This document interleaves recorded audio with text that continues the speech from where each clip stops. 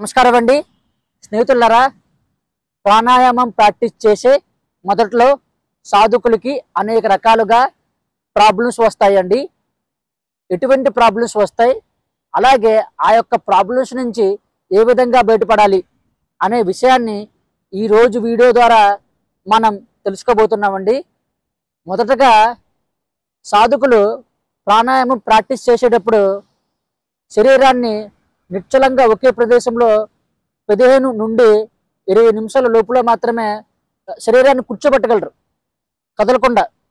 కొంతమంది అయితే ఒక 10 నిమిషాలు 5 నిమిషాల లోపలనే లేచేస్తారు పైకి. ఎందుకంటే వారి యొక్క శరీరంలో అధికంగా బాడీ పెయిన్స్ రావడం, అలాగే తిమ్ములు రావడం, ఈ విధంగా వారికి ఇబ్బంది రావడం వల్ల వారు తొందరగానే ఆ యొక్క సాధనలో నుంచి పైకి లేచేయడం జరుగుతుంది. అలా ఎందుకు లేచేస్తారంటే వారు శ్వాస తీసుకునేటప్పుడు ఒక క్రమ పద్ధతిని పాటించరండి. ఏం చేస్తారంటే ఒకసారి శ్వాసని అధికంగా తీసుకోవడం, మరోసారి శ్వాసని తక్కువగా తీసుకోవడం జరుగుతుంది. ఆ విధంగా ఇన్బ్యాలెన్స్గా శ్వాసను తీసుకోవడం వల్ల శరీరంలోకి కావలసినంత ప్రాణశక్తి అనేది రావడం జరగదు. అలాగే వీరు ఈ యొక్క ప్రాణాయామం ప్రాక్టీస్ చేసేటప్పుడు ఈ విధంగా మట్ట వేసుకొని కూర్చుంటారు. కూర్చునేటప్పుడు ఏమవుతుంది, ఈ యొక్క ప్రదేశం ఉంది కదా, మనకు కాళ్ళు ఈ యొక్క ప్రదేశం ఉంది కదా, ఈ యొక్క ప్రదేశంలో ఇక్కడ నుంచి బ్లడ్ ప్రవహిస్తుంది కదా, ప్రవహించేటప్పుడు ఆ బ్లడ్ అనేది సరిగ్గా ప్రవహించదు. వీరు ఆ యొక్క శ్వాస తీసుకునే విధానంలో మార్పును తీసుకురావడం వల్ల సరిగ్గా బ్లడ్ ప్రవహించకపోవడం వల్ల ఏమవుతుందంటే అక్కడ తిమ్ముళ్ళు రావడం మొదలవుతుంది. అలాగే ప్రాణశక్తి అనేది కావలసినంత మోతాదులో సరైన స్థితులు రావట్లేదు కదా, కాబట్టి శరీరంలో అక్కడక్కడ బాడీ పెయిన్స్ రావడం జరుగుతుంది. అందువల్ల వీరు తొందరగా ఆ యొక్క ఆసనంలో నుంచి లెగిసేయడం జరుగుతుంది అన్నమాట. ఈ విధంగా కొంతమంది ప్రాబ్లమ్స్ని ఎదుర్కొంటారు.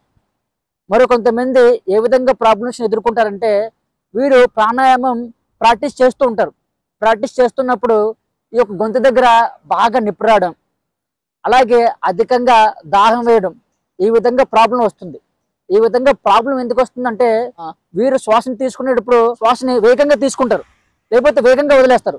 కాబట్టి శరీరాన్ని బాగా బిగించి శ్వాసను తీసుకుంటారు, బిగించి శ్వాసను బయటికి వదిలివేస్తారు అన్నమాట. అలా చేయడం వల్ల ఏమవుతుందంటే ఇక్కడ గొంతు దగ్గర కానీ ఈ యొక్క ప్రదేశంలో కానీ వారికి బాగా పెయిన్ రావడం జరుగుతుందన్నమాట. ఆ విధంగా ఎప్పుడు కూడా సాధనని ప్రాక్టీస్ చేయకూడదు. శరీరాన్ని చాలా మృదువుగా సున్నితంగా ఉంచి సాధన ప్రాక్టీస్ చేయాలి. అప్పుడే శరీరంలో మనకు ఎక్కడ కూడా ఎటువంటి ఇబ్బంది లేకుండా సాధనని ప్రాక్టీస్ చేయడం జరుగుతుంది. అలాగే కొంతమందికి అధికంగా దాహం వేస్తుందని చెప్పింది కదా, అలా దాహం ఎందుకు వేస్తుందంటే మనం ప్రాణాయామం ప్రాక్టీస్ చేసేటప్పుడు శరీరంలో అధికంగా ఉష్ణోగ్రత అనేది పెరగడం జరుగుతుంది. ఎప్పుడైతే ఉష్ణోగ్రత అనేది అధికంగా పెరిగిందో అప్పుడు ఏమవుతుందంటే మన యొక్క శరీరంలో ఉన్న నీటి శాతం అనేది తగ్గిపోవడం జరుగుతుంది. తద్వారా మనకు తొందరగా దాహం వేయడం జరుగుతుంది. కాబట్టి స్నేహితులారా, సాధన చేసే ముందు మినిమం 1/2 గ్లాసు వాటర్ మాత్రమే తాగాలి. అంతకన్నా ఎక్కువ వాటర్ తాగినట్లయితే వీరు ప్రాణాయామం కరెక్ట్గా ప్రాక్టీస్ చేయలేరు. కాబట్టి అధికంగా వాటర్ని తాగకూడదు, అలాగని తక్కువగా వాటర్ తాగకూడదు. సగం వాటర్ని తాగితే సరిపోతుంది. ఈ విధంగా అనేక రకాలుగా ప్రాణాయామం ప్రాక్టీస్ చేసేటప్పుడు సాధకులకి ఇబ్బందులు రావడం జరుగుతుంది. అలా ఇబ్బంది రానందుకు కారణం ఏంటంటే ఆ యొక్క సాధకుడు తను సాధన ఎవరి దగ్గర అయితే తీసుకున్నాడో వారి వద్ద సరైన గైడెన్స్ తీసుకోకుండా సాధన ప్రాక్టీస్ చేయడం, లేకపోతే ఏ యూట్యూబ్లోనూ చూసి ప్రాక్టీస్ చేస్తూ ఉంటారు. చేసినప్పుడు వారు అక్కడ ఏ విధంగా ఆ విధంగా కాకుండా వీరికి నచ్చిన విధంగా సాధన ప్రాక్టీస్ చేయడం, ఇలాగా రకరకాలుగా సాధనల్ని వీరు ప్రాక్టీస్ చేయడం జరుగుతుంది.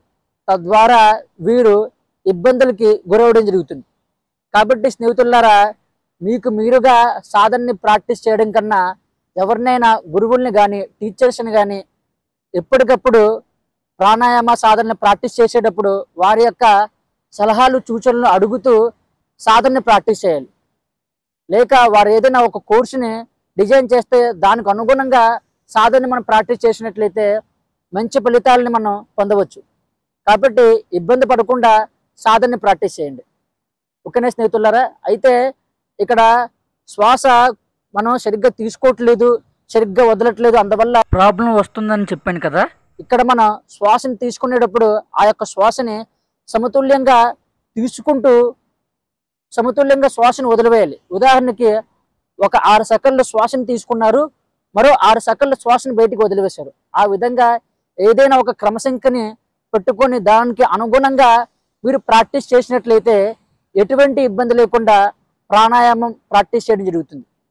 కాబట్టి స్నేహితులారా, మీకు ఎటువంటి డౌట్స్ ఉన్నా సరే నేను పైన నంబర్ ఇవ్వడం జరుగుతుందండి, ఫోన్ చేయండి. అలాగే నేను క్రియాయోగం క్లాసెస్ని కండక్ట్ చేస్తున్నానండి.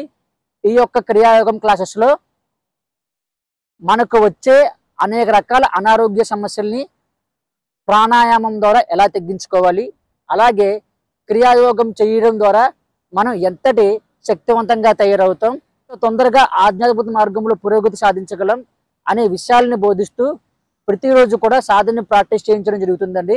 తద్వారా ఒక అద్భుతమైన స్థితిని చేరుకోవడం జరుగుతుందండి. ఓకే స్నేహితులారా, మీకు ఈ వీడియో నచ్చినట్లయితే లైక్ చేయండి, అలాగే కామెంట్ చేయండి, అలాగే మీ యొక్క స్నేహితులకి ఈ యొక్క వీడియోని షేర్ చేస్తారని మనస్ఫూర్తిగా కోరుకుంటున్నానండి.